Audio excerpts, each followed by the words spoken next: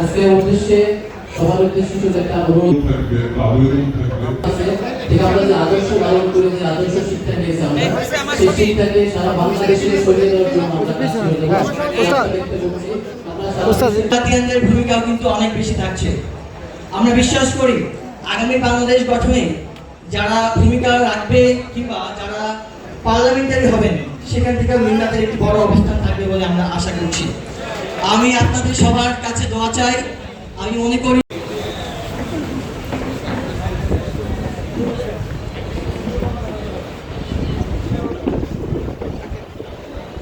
আসসালামু আলাইকুম রাহমাতুল্লাহ। আজকে এই প্রথম এরকম একটা আয়োজনে আমরা মিল্লাত যে উদ্দেশ্য উদ্দেশ্য একত্রিত হয়ে বাস্তবায়ন করতে পারি সেই কারণে আমি আমার আসসালামু আলাইকুম।